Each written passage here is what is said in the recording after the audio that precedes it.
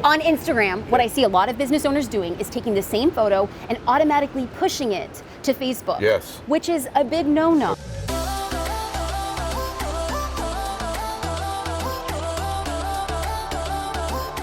We need to identify, each of us as independent business owners, who we are marketing to. Like, that person's a real person. Yep. You know how old they are, you know if they're married, do they have kids, where do they live, how much money they make, what car do they drive, where do they go on vacation, what was the most recent YouTube video that they watched. Get in their mind.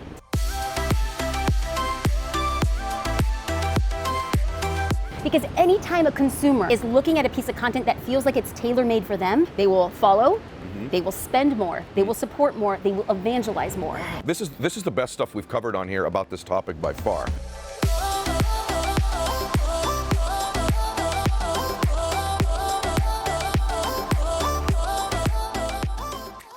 Welcome back to Max Out with Ed Milet. I am so fired up about today's program because what we're going to do is going to directly affect your business and in your life, because to my left, this wonderful woman here is a social media strategist. She's an expert when it comes to social media and helping you grow your following and your platform. So Jasmine, this is Jasmine Starr, everybody. Hi guys, how are you? I'm so excited. I'm excited too. Thank you. I'm Thank you for this. So fired up.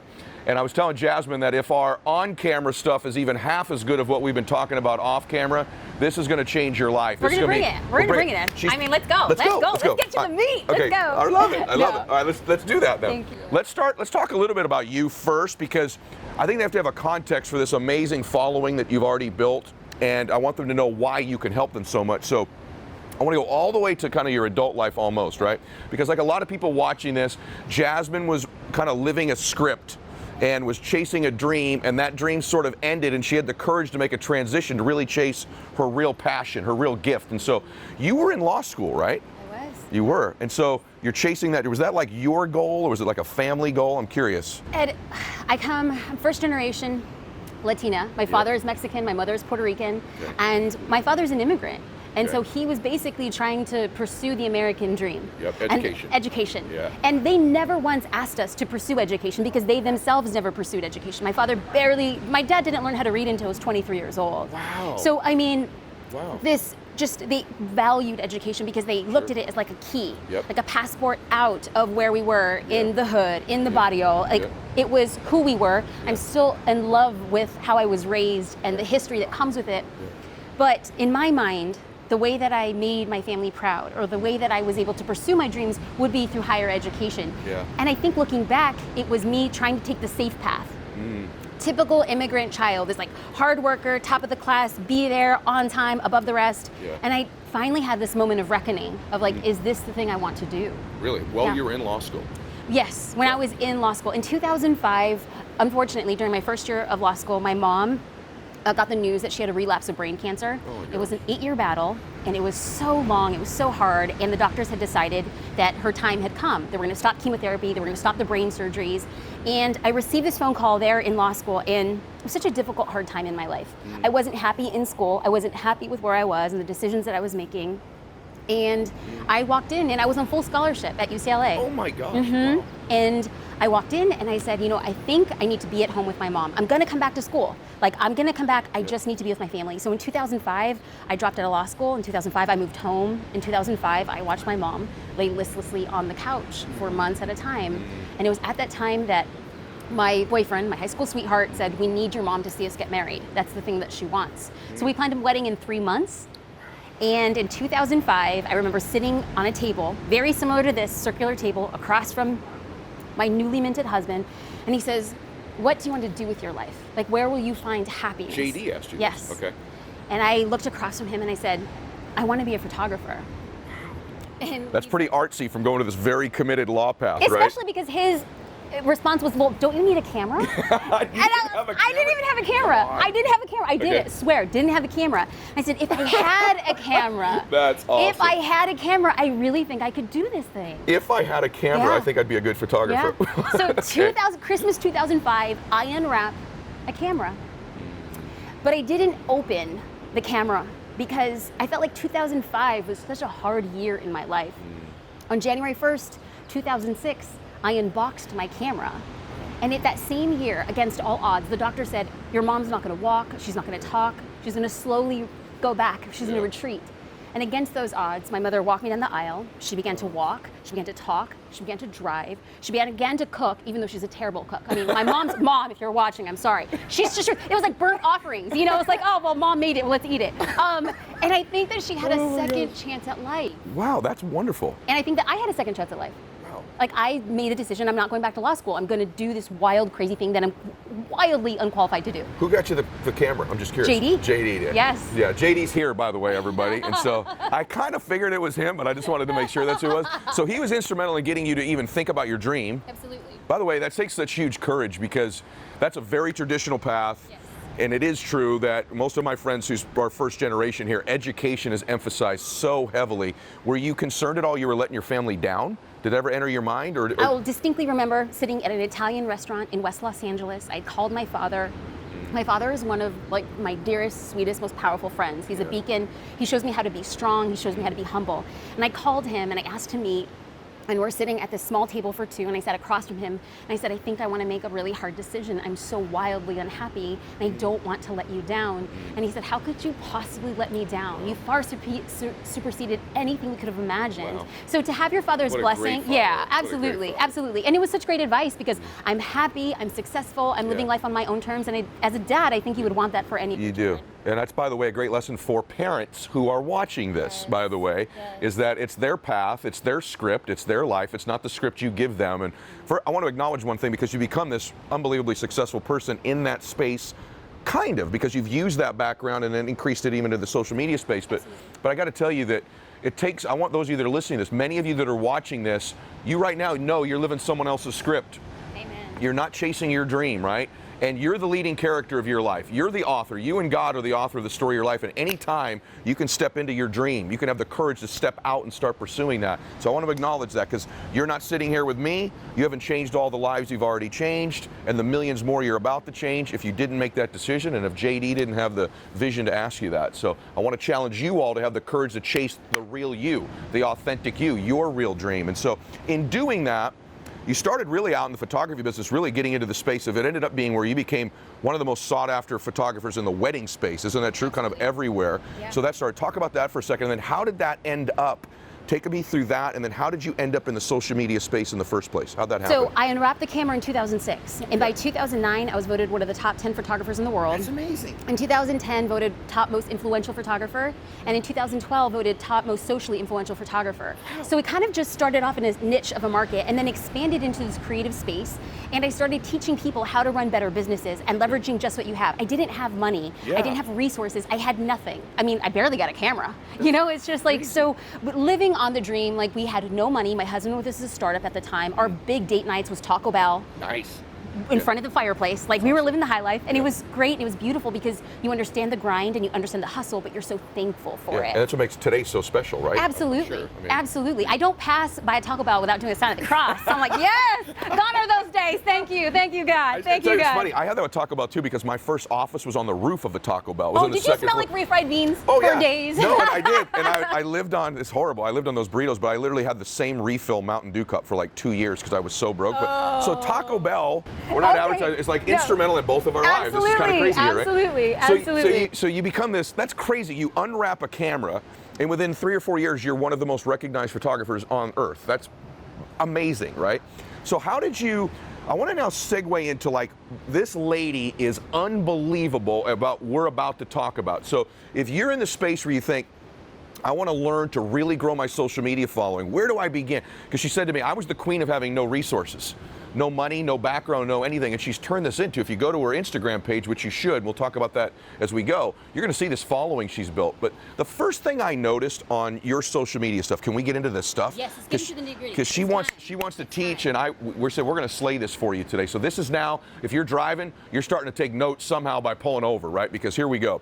Your page, the first thing I noticed about your page and your website, but we'll stay on the social media website stuff first, is it looks like you.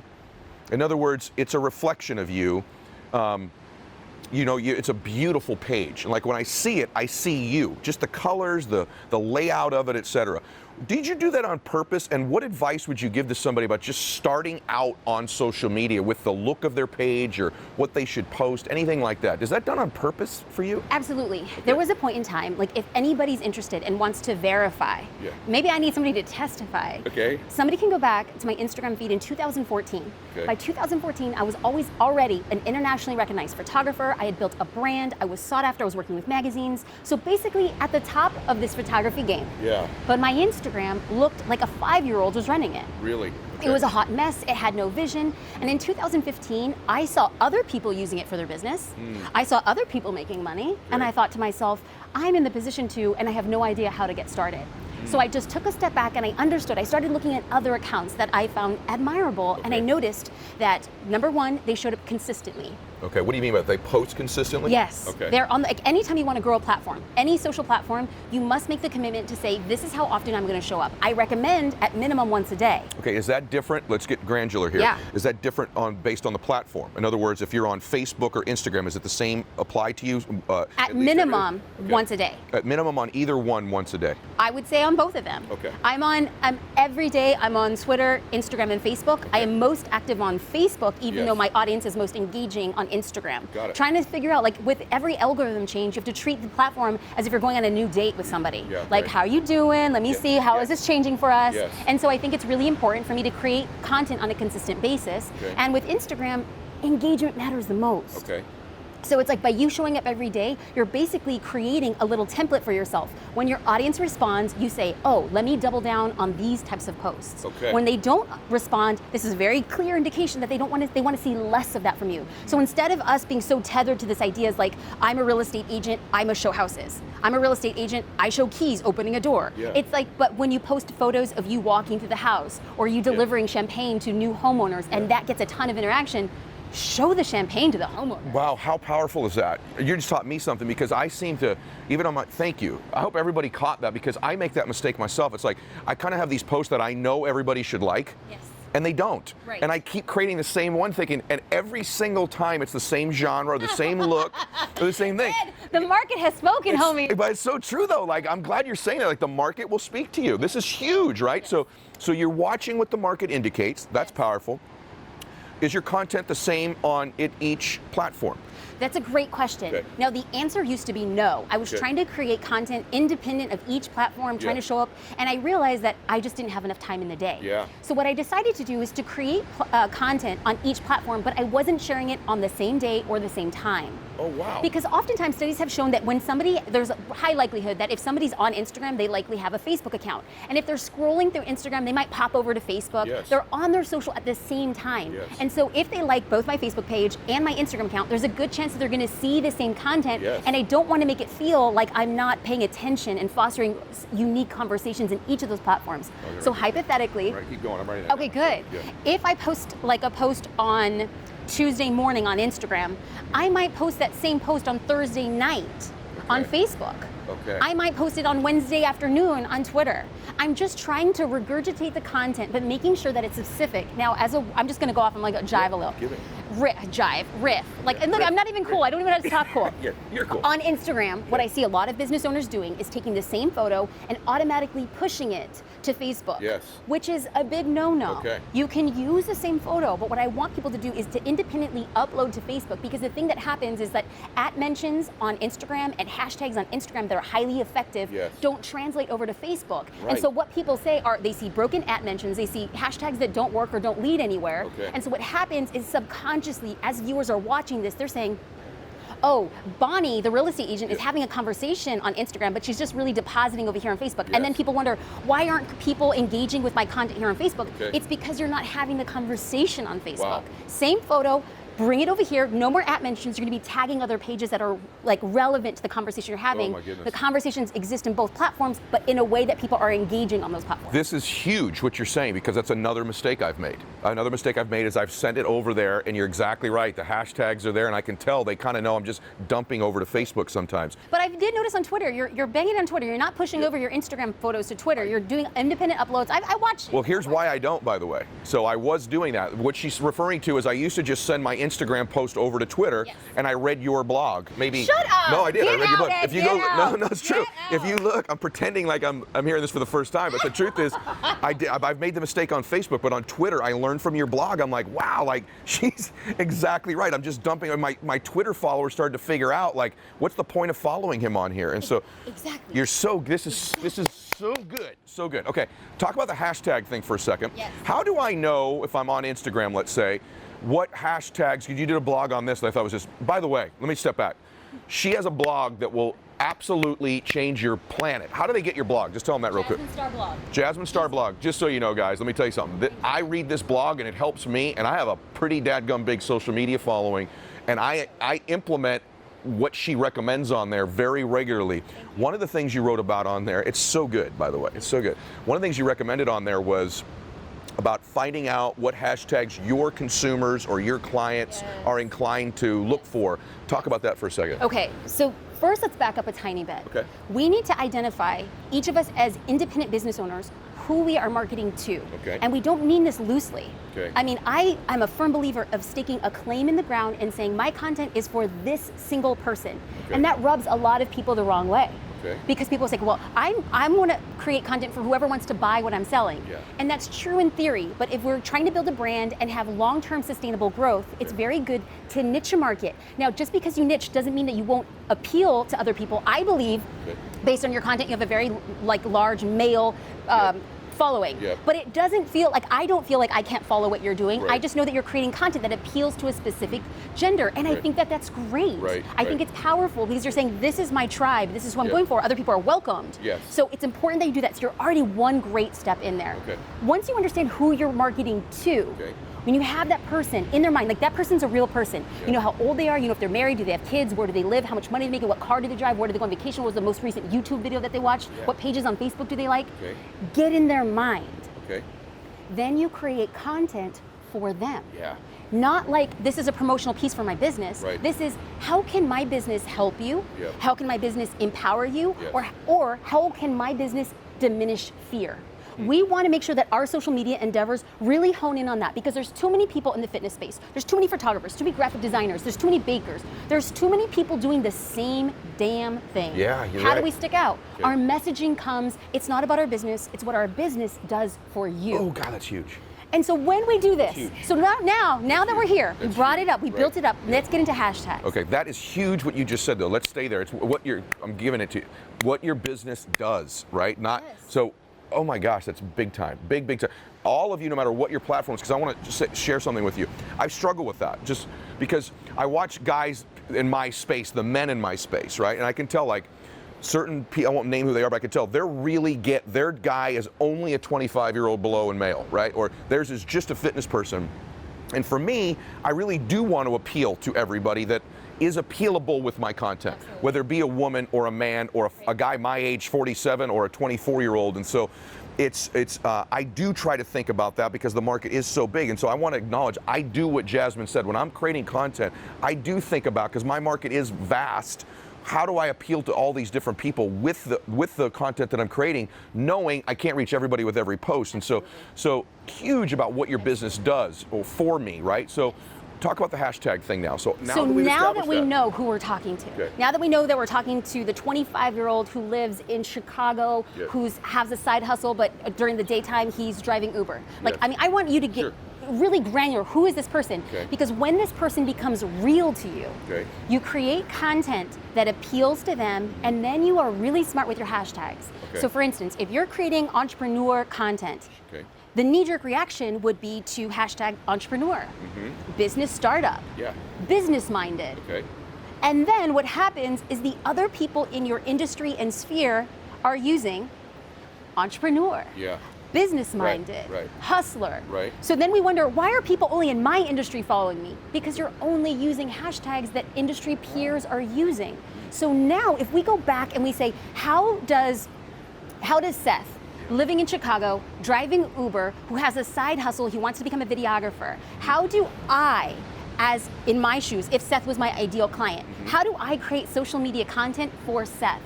I'm using masculine-driven images. I'm making references that a 25-year-old guy would like and know and understand. Yep. I'm making music references to who I think he's listening to, hip-hop references. What kind of car does he drive for Uber? Like, I'm creating content that gets into his psyche, because anytime a consumer of social media is looking at a piece of content that feels like it's tailor-made for them, they will follow, they will spend more, they will wait more, they will support more, they will evangelize more.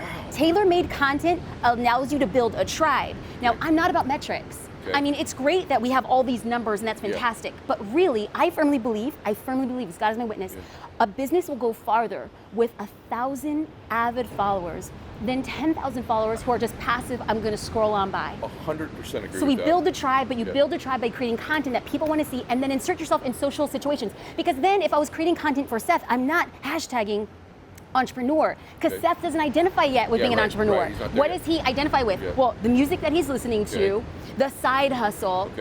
If he listens to podcasts like Ed Milet, I might be hashtagging your podcast, so that when he's like, oh, this podcast, how does Jasmine's information come here? Who is this person?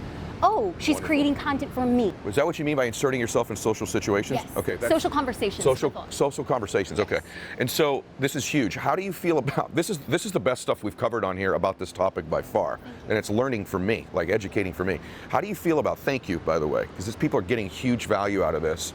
How do you feel about once you're building that engagement? Because I agree, I'd rather have 1,000 engaged followers than 10,000 who pass through and scroll through my stuff. That's the other point I want to make to you. Is I see certain people in my space, they post too much stuff, and it becomes this blur of nothingness that I don't want to see. How do you feel about engaging with your followers? So, or do you recommend people reply to comments? Do you recommend they like comments? Do you recommend they engage on other people's pages whom are in a similar genre? How do you feel about that? Ed, let's talk. We're gonna get into tactical stuff. And what I'm gonna say is, as the audience is watching and listening, I want them to understand that I know and I feel and I trust that I'm going to ruffle some feathers. I know that I'm gonna make people uncomfortable. I know I'm gonna piss some people off. Avoid the shutdown right now.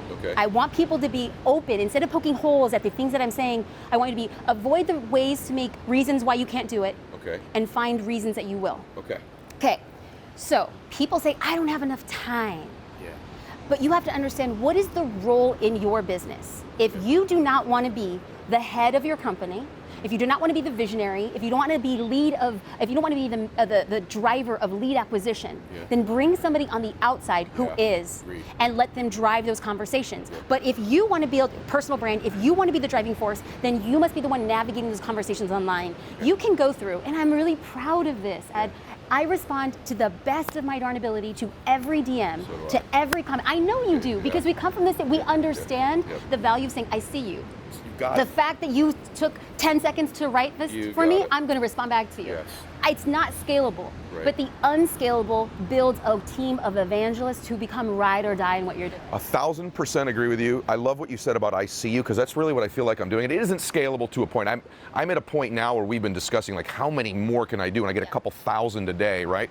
But I'm blown away by people who only get 25 a day or 40 a day who don't engage with their groups. It's like, it's incredible. So one way to engage is that. And by the way, I want to also say this to you. This is why you want to get involved with this one. This is just we're just scratching the surface here. One thing about content too, a lot of you struggle with having enough of the photos to post. You can't post every picture just of you. There's got to be stuff that makes a statement. And Jasmine, and I say this because I so believe it'll serve many of you. You have a business where they could get access to content that you help create, true? Yes. Can you tell them this isn't a commercial, guys. She didn't even want to talk about this. I told Ed, I'm like, Ed, no pitches, Ed, let's keep it clean. And he's like, no! I want you to know that part of you growing your following may be, for some of you, accessing some of what she can offer you this way. So tell them a little bit about that. So the inception, it's called Social Curator. Social Curator. The inception of this idea was that I had my tribe, and I would teach people, this is how you show up, this is what you say, this is how you engage. And I even brought a videography team into my house and say, this is how I create it, this is how you do it, now go and do. And the three main things that I heard again and again from thousands of people. Jasmine, I don't have enough time. I don't know what to say. And I don't have photos. And so I thought to myself, is there a way that I can create a service? So for $25 a month, Okay. I have business owners, and on the first of every month, they get 30 stock photos. Okay. They get 15 caption templates, so that Good. when those times that you're like, I don't know what to say, I don't know how to talk about my business, Right. I can't find the right words, I have swipe copy. Fill in the blanks, talk about your business. I guide you through that. And every single month, we tackle one small piece of social media. Great. How to use Instagram stories for your business, how to revive your Facebook page, how to run your first Instagram ad. Wow. Every single month, you're just getting a small piece of content so you know this is how I'm showing up, this is what I'm doing. I love this. Like, just so you know, that's such a nominal cost. When you have someone who does that full time for you, Right. you know Oh, the yes. difference. To have somebody doing that for $25 a month is pretty Absolutely. unbelievable, right? Absolutely. So I think it's a value add for all of you that are listening to this too. So I wanted to make sure they got in the middle of the podcast, not towards the end where you might miss it. Okay, so stay with us. So a couple other things I want to say that I noticed that you're an expert at, and that is, so not only do people struggle with having the photo, they struggle with the caption. Yes. So Andy Frisella, who's one of my best friends and has built a monster following, and is actually my partner in some group stuff we're doing together that you know, some mentoring and masterminding we're doing. But Andy's been teaching me over time, well, the reason one of my followings grows is how important the caption is, Yes. right? Like, he believes the caption is actually more important than the actual photo in many cases. And so can you talk to them about how do they know what to caption? How do you caption when you make a post? What can they think about we that? go back, this is the inception of like marketing and sales. Like we go back, this is like hearkening like Mad Men days, right? Okay. This is Madison Avenue in its rarest form. Is that we are all now copywriters. True. Okay. I mean, this is your caption is your sales in print. Okay. And I don't disagree with Andy. I firmly believe, now, photos are important to stop somebody scrolling. Sure. That's the first thing. That's the first thing that they see. Yeah. And then they debate, do I find this interesting? Okay. And that's why it's so important to have an attention grabber at the beginning of Okay. every caption. I don't think most people know that. So on Instagram, what you're now, they truncated it. Used to be able to see 3 lines of copy Yes. to get people interested. And I believe, and this is speculation, but I believe that they made it only 2 lines because they want people to read the click more. Okay. They don't want an amuse-bouche. They don't want an appetizer. They want you to say, go to the meal. Go to the I ribeye. agree We want with you you. serving it up. I do. Which I think is actually a good thing. I do too. But those first 2 lines are now so important. Critical, right. It's an attention grabber. Okay. It's, can I ask you a question? I'm curious. I made a mistake. Can I, do you have an opinion? Can I get a recommendation? Engaging, hooking them in the beginning and then guiding them through the conversation is imperative. Massive, massive, massive, massive. What she just told you to grow your following are those first 2 lines. I promise you. People ask me, I think I'm the fastest growing person in the history of social media in the business space for in 9 months. And one of the keys has been me mastering that, what you just said. The first 2 lines was 3 lines. First 2 lines, getting your attention. Can I ask you a question? I'm curious. I love what you just said right there. A couple more things, then we'll talk about winning in life and just not through social media, right? Yes. But I love this. So yes. I want to, because I'm learning, so I'm going to keep asking stuff. What about your photo? What about your bio photo? Is there anything about that someone should know? Because that's the first thing someone sees. Right? You're just asking the right questions. I think that you're coming at this, you're serving an audience that is hungry, and you're meeting them where they are. Right. We and I had this conversation. A lot of times that I see this like esoteric, cloud-like, let's talk about this, the philosophy of social media. No, let's get down to the down what and do you dirty. Actually do? Right. Absolutely, your bio photo. 3 main tips. Number 1, a photo of a person looking at a camera is really engaging. As human beings, we're hardwired to judge people through looking at their eyes. So the minute to stop somebody is going to be really. No, we know each other. We go back. No, we're good. So looking at somebody in their eyes is very powerful. So having a headshot that's from the collarbone, chest bone area up is great. When you have a full body photo, what happens is you see less of the person's eyes. Okay. So you want a well-lit, naturally lit photo. Okay. You want to be looking directly at the camera. Okay. And if at all possible, smile. Okay. There are times for very cool photos. Yeah. Cool photos really do well. But as a standalone piece of building a brand, you want to be approachable, you want to be friendly, and you want to start conversations. Okay. And we have to think about social media as a cocktail party on the internet. Okay. When somebody walks into a cocktail party and indoors, it's a Friday night, they walk into the montage at the bar and they're wearing their sunglasses, they still have their hat on. Yeah. They're just looking around. Like who's gonna look at me take a drink? Yeah. It's the people who we want to talk with are the guys, the women who have their sunglasses off, everything's packed up, they look at you, smile. You're right. Casually order a drink. Wow. This is the stuff we need to Wow, have. this is massive stuff. Should you change it? Is there a shelf life to a photo where you should change that photo because your followers have seen it so long? Well, there's a beauty. It's a beauty and the beast. Okay. You like when people become familiar with your photo because people look at the photos. Yes. And another thing to say is I highly recommend against using a logo. because a logo takes away the personality of a business or a brand. Okay. So there's that. So there's the beauty of somebody seeing the same regular photo, because then if they've engaged with you in the past and they know that you deliver great content, which you do, you kind of like that association. So I kind of, familiarity, I will kind of like rest a photo for at least like 4 or 5 months before you decide to switch it out. Switching it out too much confuses people, as simple as it is. Okay, this is tons of stuff here, tons of stuff. Anything else you would tell somebody who's getting into the social media space or is in it now, and you'd say, listen, if you're going to make this work, you need to do X or Y? Would it be, create content that, I always tell people the content better reflect you, right? It better not be, you're not doing somebody else. Like, it's got to be authentic. They have to think it's the real you. But is there something else you would tell them as we turn the page off of social? We'll go into life here in a minute, but anything else you would add to them about social media, the way they post, anything of that nature? Any advice? I would talk about creating value-driven content. Because let's say I sell shoes, and you sell shoes, and you sell shoes, and you sell shoes, and you sell shoes. We're all selling shoes. Right. What the marketing that I see on Instagram, the conversations I see on Instagram, by 9 out of 10 of us, I sell shoes, these are the sizes the shoes come in. When if I wanted to stick out from the crowd, a value-driven piece of content would be, I sell shoes, here are the 5 reasons why you should be packing these shoes to go on vacation. Because of 1, 2, 3, 4, 5. Wow. If I sell sunglasses, and we all sell sunglasses, it shouldn't be, these are the colors that the sunglasses come in. It should be, these 5 tips will help you pick the best shape of sunglasses for your face. So we have value-driven content that helps us position ourselves in a place of authority, but it builds trust. Golly, this is huge. This is huge. Okay. I totally agree with that, by the way. Like, when I'm listening, I'm thinking, what are the things I've done wrong? You're right. And when you say things I've done correctly, I have to acknowledge it too. I've done that. I've done that value add on the content. Like, so you have obviously become this success, not only because of the detailed knowledge you clearly have about how social media works, but also you had the courage to step into this space. You're super driven to improve you and chase the highest version of you. You've spent money on yourself. You're in various different mastermind groups that you participate in.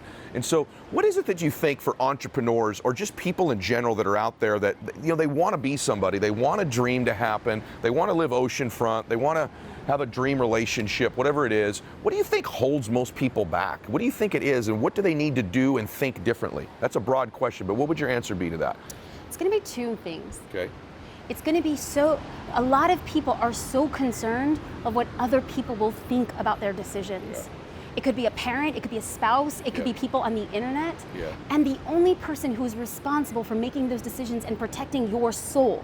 We've all been commissioned. We serve a higher purpose and a calling. And when we stand in the light of our rightness and our voice, I would have been a successful lawyer. Mark my words. I would have not have served the amount of people I can serve, because now I'm standing in my purpose. Had I listened, if my father sat across from me and said, you know what, Mija? No, I don't want you to do that. I would have said, maybe, who knows? I don't know what I would have said. But the fact of the matter that I still at the end of the day made a very hard decision to walk away from a safe path and say, I believe, and I don't care, for all intents and purposes, people say that's the most ridiculous thing you could have done. I don't care. When I decided to take a sabbatical from running one of the most profitable photography studios in the world, people said, you're crazy. And I said, I see something else on the horizon. I'm intended to be serving more people. I'm intended not just to be serving creatives, but entrepreneurs, people who want to live their best version by way of pursuing their dream business. That's my life calling. I don't care what all of you have to say. I'm doing my thing. I love that. Secondly, is belief in self. That they have like this pinwheel above their head of failure. They list of all the things that didn't work in the past, and I say, reframe that. It wasn't a failure. It's only a failure if you decide to stop right there and then. Wow. Stand in purpose and reframe. Those are, I think, by the way, I totally agree with you, and I think those 2 things are connected. I think a lot of times, because there's a lack of maybe self-belief, then we become more concerned with what other people think about us. So true. Right? Because I think when you have a great reputation with yourself, you've kept promises you make to yourself, you trust yourself, right? You're far less concerned with your reputation with everybody else. But when you don't feel great about yourself, or you haven't kept promises you've made to yourself, you don't have high self-confidence, now your reputation with everybody else is of huge value to you and importance, right? So they're interconnected. One of the things I noticed about you immediately on camera when I watched you speaking, and then now in person, it's like really apparent. I believe in energy, right? I think energy almost overrides everything in life, right? Even a poor decision made with the right energy, the right intention. Yes, I've made a lot of poor decisions. Me too, girl. Me too, right? But I've almost like just willed my energy, because I always give myself credit for my intent. I know my intent is good. I know I want to do the right thing. I don't always do the right thing, but I know my intentions are good. I know I'm a good man. I know I want to help people. I know I want to serve. I love that term of standing in your purpose, by the way. I may steal that from you. But so this energy you have, it's magnetic, right? It's like I root for you. I want to help you. I believe you, right? Like your certainty level's off the charts too, right? Where's that come from? Have you always had this, or have you worked on that? No. Like, what's it come from? With this energy you have? Because it's obvious. Like, I'll guarantee even the people that are sitting around here watching this, they can feel your energy. I can feel it when I'm talking to you. That means so much. True. And it means so much to me because I know what it's like to have an energy that's completely polar opposite of the energy I possess now. Really? As the daughter of an immigrant, I grew up obese. I weighed 180 pounds. I wasn't even 5 foot tall. I was 11 years old. I weighed more than my dad. I was constantly ridiculed. I didn't learn how to read until I was 11 years old. I was poor. We had government issued food. People from our church would take donations for us.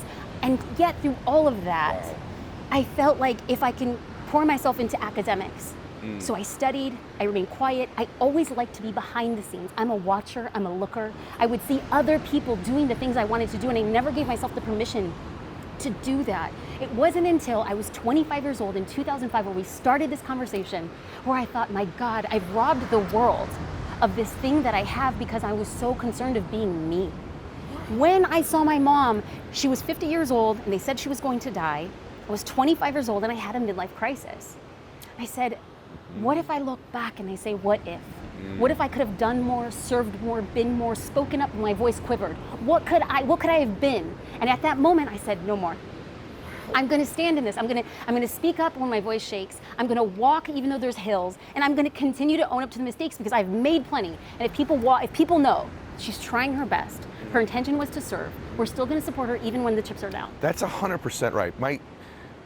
That's a clip, by the way, that I'm going to watch over because I just love what you just said, because I think wow, you got me right there, because I also went through a midlife crisis at that age, and I say this all the time, I'm in a midlife crisis constantly to get to the next version. I saw an interview with you talking about your daughter said you're having a midlife crisis, and you said, it's the midlife crisis to be a better man. I was like, preach, it's really, preach. What's more powerful is what you just said, because here's why. Because a lot of people watch that, they go, well, I haven't always been in a crisis to get better.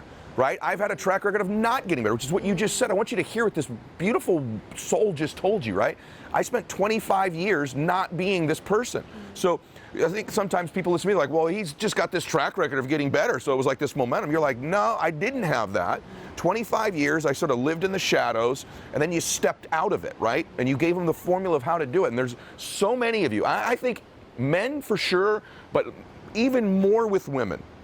I think even more in the space with women, the world tries to tell you you're not enough all the time. You're not enough this. Be quiet. Be a good girl. You don't look like this. You don't act like this. So there's all these things, these messages we get as we're being raised, and then the world does it to us too. So often, I feel this, women walk into a room and no one acknowledges them, and that happens over and over and over again. It's like reserved for these few people in the world get that acknowledgement. And you have to take it, ladies. You have to step into it. You have to decide what Jasmine just told you, that you're going to take your power, right? You're going to step into that space. And I love what you said, step into your purpose. That is massive. So I love that. Now, doing that, and I want all the women to hear this too. Men, I know you're getting value out of this, but the women need to hear this, that you can step in. You are enough now. You can step into your purpose, and your intentions are good. This is what can happen to you. This is what can happen. Millions of people are hearing this, and so we don't have a whole lot more time, but I'm curious. So I know where you've gone. I know what you've become. What do you want to do? Like, what's your purpose now? You said I'm stepping into my purpose, right? So, and I think, by the way, I want to tell you something. Having met you, it's even bigger than you think. So I've watched your ability to communicate. I've watched you on camera. I've watched your energy level today, your intensity level, but man, your ability to communicate. Wow, right? Like, you have a huge purpose, Jasmine. It's huge.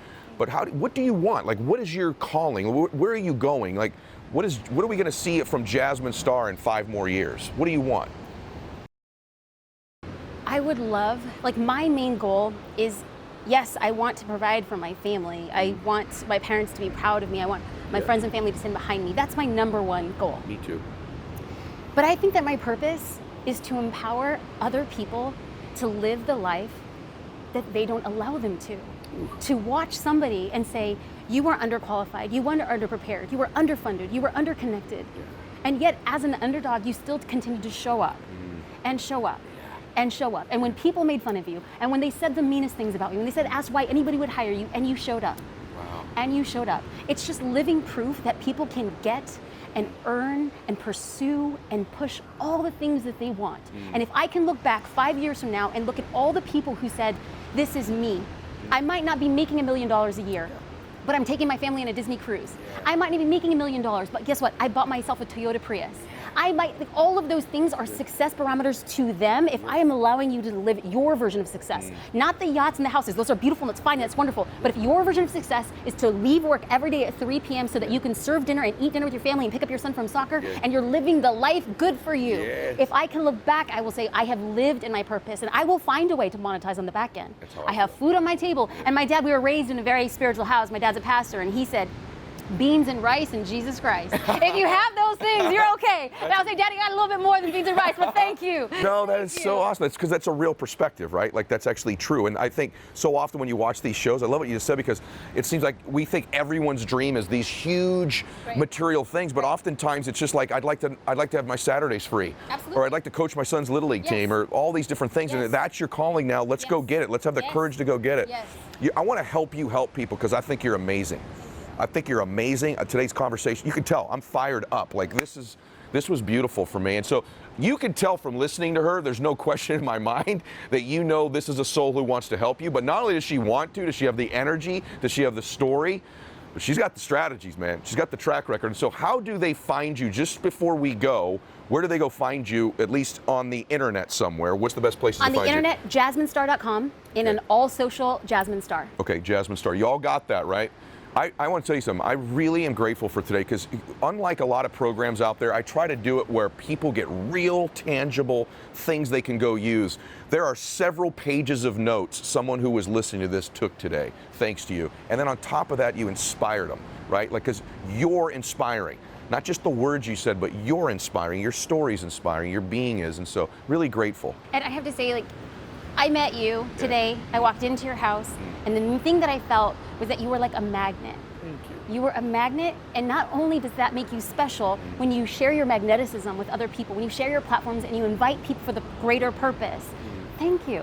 Like it's not lost on me, homie. Like I'm so happy to be here. Thank you. Thank you so much. Thank you. It was wonderful. So everybody, I want to challenge you. If you do me just one favor, I bring you these unbelievable people and this unbelievable knowledge for nothing. It's for free. I just ask you that whatever platform you're watching this on, if you'd review it so it moves up the rankings. I want more people around the globe to see this. And if you're on one of those other platforms, make a comment or something as well. So God bless you, everybody. Jasmine, thank you. Max out, everyone.